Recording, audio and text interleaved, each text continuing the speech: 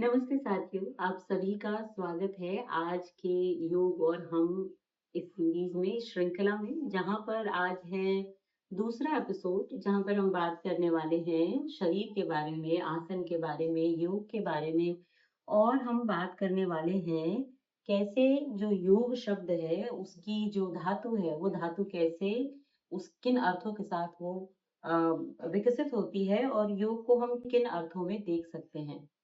तो सबसे पहले मनुष्य के शरीर में जो सबसे महत्वपूर्ण अंग है, वो है आपकी रीढ़ की हड्डी।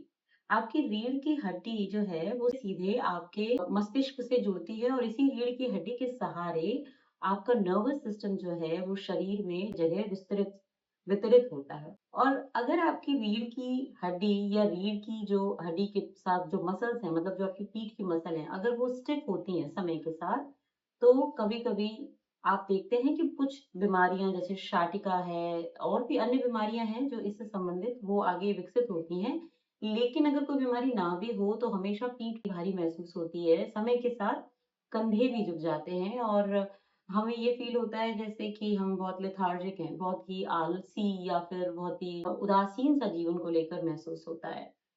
गीता में जब योग की बात आती है, जब आसनों की बात आती है, जब प्राणायाम की बात आती है, जब ध्यान की बात आती है, तो बहुत ही स्पष्ट रूप से कहा गया है कि आपका मेरुदंड जब भी आप ध्यान कर रहे हैं, जब भी आप प्राणायाम कर रहे हैं, तो मेरुदंड सीधा होना चाहिए। वैसे तो योग के अंतर्गत बहुत सारी विधियाँ हैं, जो कि आपके मेरुदंड को सुदृढ़ होने के लिए बहुत सारे आसन हैं जो उसमें सहायता करते हैं। जैसे हमारे पास भुजंग आसन है, जैसे हमारे पास धनुरासन है, जैसे हमारे पास सरलतम आसनों में से पवन मुक्त आसन है, हलासन है और पश्चिमोत्तानासन है। ये कुछ ऐसे आसन हैं जो स्ट्रेट अवे आपकी कमर पर बैक बेंडिंग और फॉरवर्ड बेंडिंग में बिल्कुल सीधा सहायता करते हैं। साथ ही साथ ये वो आसन है जो आपकी कमर को, आपकी पीठ को संभवतः ज़्यादा से ज़्यादा लचीला भी बनाते हैं। एक व्यक्ति के जीवन में जितना महत्वपूर्ण है खाना-पीना और सोना, उतना ही महत्वपूर्ण है कि उसकी पीठ पे भारीपन महसूस ना हो क्योंकि आपके लाइफ में बहुत सारी बीमारी शुरू होती हैं when you feel heavy in your body specially in your back, whether it can be upper back, it can be lower back too और it can be middle back too. हम उसके लिए बहुत सारे आसनों के बारे में बात कर सकते हैं, लेकिन मैं एक ही क्रिया का चयन करती हूँ जो मैंने कई सालों में ये मैं समझ पाई कि ये एक बेहतरीन क्रिया है जिसको सरलता से ऑफिस में भी आप कर सकते हैं, जिसको चेयर पे बैठे हों, ज़मीन पे बैठे हों, पार्क में बैठे हों, दोस्तों के साथ बैठे हों, आपको जब ध्यान आ जाए तब आप कर सकते हैं। सिर्फ 2 ही चीज़ें ध्यान में रखनी है। अगर आपको बहुत सीवियर पेन है जिसके लिए आप दवाइयाँ खा रहे हैं या आपको शार्प शूटिंग पेन है, जिसके लिए आपको डॉक्टर के पास जाने की ज़रूरत होती है। अगर आपको ऐसा दर्द है, तो आप पहले डॉक्टर के पास जाएँ। अगर पीठ में किसी भी प्रकार की सूजन है, तो सूजन को पहले सबसाइड कम करें, फिर आप इस क्रिया का या किसी भी यौगिक आसन क्रिया का तब उसका उपयोग करें। तो ये जो क्रिया अभी हम करने वाले हैं इसको वैसे तो कैट काउ पोज़ कहते हैं और मार्जरी आसन इसमें कैट मतलब मार्जरी, वो इसमें इनबिल्ट होता है। लेकिन मैं उस आसन का एक वेरिएशन जो कि आप कहीं पर भी बैठ के कर सकते हैं, उसको यहाँ पर दिखाने वाली हूँ। तो शुरू करते हैं। इस आसन में जब आप पीछे की तरफ जाएँगे तो साँस भरेंगे क्योंकि मैंने आपको पिछले एपिसोड में बताया था कि जब आप साँस भरेंगे, तो वो तब होगा जब आपकी चेस्ट जो है वो ओपन होगी और जब आप आगे की तरफ झुकेंगे, जब जब स्क्वीज़ करेंगे बॉडी को, तो साँस को बाहर निकालेंगे। तो मैं आपके सामने ये क्रिया 2 से 3 राउंड कर कर दिखाती हूँ। तो सबसे पहले अपने हाथों को बहुत ही शिथिल मुद्रा में रख लें, गर्दन को पीछे लेकर जाएँ, साँस भरते हुए और शोल्डर को भी राउंड घुमाते हुए, ऐसे घुमाते हुए पीछे लेके जाइएगा। तो देखिए कैसे होता है ये? साँस बाहर निकालते हुए आगे की तरफ, साँस भरते हुए पीछे की तरफ, साँस बाहर निकालते हुए आगे की तरफ, एक लास्ट राउंड एंड एक से। देखने में बहुत सरल दिखने वाली ये क्रिया अगर आपकी पीठ टाइट है, अगर आप दिन में 3 से 4 बार 5-5 राउंड विद ब्रीथिंग करेंगे तो मुझे जो मेरा व्यक्तिगत अनुभव है, पीठ की जो अकड़न-जकड़न जो है वो बहुत आसानी से धीरे कम होने लगती है। ख़ास तौर पर हमारे जो विद्यार्थी गण हैं या जिनकी सिटिंग बहुत ज़्यादा है, उनके लिए बहुत महत्वपूर्ण क्रिया है। तो ये तो हुई एक छोटी-सी क्रिया जो कि आप अपने जीवन में कहीं पर भी इसका उपयोग कर सकते हैं। अब बात करते हैं योग की। पिछली एपिसोड में हमने बात की थी कि कैसे जो वेदों में जिस प्रकार का योग हमें प्राप्त होता है, आज जो योगा है वो क्या स्वरूप, उस स्वरूप में किस प्रकार का परिवर्तन हमको दिखाई देता है। अब मैं आपके सामने एक बड़ी इंटरेस्टिंग सी चीज रखने वाली हूँ, वो है कि कैसे योग शब्द जो है वो युज धातु से बना है। तो जैसे संस्कृत में सारे शब्दों का सबसे जो छोटी इकाई, तो सबसे स्मॉल इकाई जो होती है वो होता है रूट साउंड, धातु। उन धातुओं के एक से अनेक अर्थ हो सकते हैं, लेकिन किसी भी धातु के अनेक अर्थ क्यों हुए? तब सोचने पर ये समझ में आता है कि उस शब्द का प्रयोग संभवतः अलग परिस्थितियों में होते हुए देखा गया, तब जब पाणिनि ने जो व्याकरण के आचार्य थे, जब उन्होंने उन शब्दों को इकट्ठा किया, तो संभवतः लोक में जितने भी उसके अर्थ प्रचलित थे या पीछे प्रचलित रहे होंगे, उनको इकट्ठा। तो युज धातु जो है वो 3 अर्थों में हमें उसका प्रयोग देखने को मिलता है। एक अर्थ है जोड़ने का अर्थ, जहाँ पर हम आत्मा और परमात्मा के को जोड़ने की बात करते हैं। दूसरा अर्थ है नियंत्रण, कंट्रोल करने के अर्थ में, जिसके बारे में मैंने बताया भी था कि वेदों में और उपनिषदों में योग का अर्थ जो है वो नियंत्रण करने के अर्थ में मिलता है। और उसके बाद तीसरा अर्थ है समाधि। सो बेसिकली हमारे पास जो योग का सबसे ऑथेंटिक ग्रंथ है, जिस जो कि अ, योग का मूल शास्त्र है, जिसको हम योग सूत्र के नाम से जानते हैं, जिसके रचयिता पतंजलि हैं, उन्होंने जिस योग की बात कही है, जिस चित्तवृत्ति निरोध की बात कही है, वो चित्तवृत्ति निरोध योग जो कहा है वो समाधि के अर्थ में कहा है। और ये बताया है कि समाधि जो है वो अपने चित्त की वृत्तियों का निरोध करना होता है।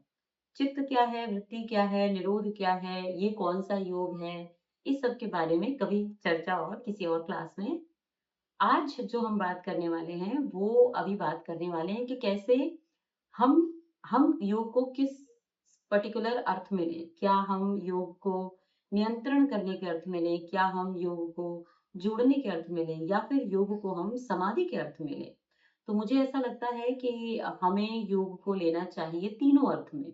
मतलब जब हम अपनी मन को और बुद्धि को जोड़ रहे हैं विषयों के साथ, तो वो भी एक योग है, जहाँ पर हम जीवन रूपी यज्ञ में कठिन परिस्थितियों में एक होने का प्रयास कर रहे हैं, तो वो भी एक प्रकार का योग है।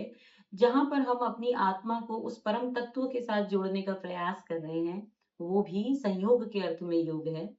और जहाँ पर हम अपनी इंद्रियों का निग्रहण कर रहे हैं, अपनी इंद्रियों को नियंत्रण में लाने का प्रयास कर रहे हैं, जहाँ पर हम प्रत्याहार का बार बार प्रयोग कर रहे हैं, वो जो स्थिति है, वो स्थिति जो है वो भी योग ही है।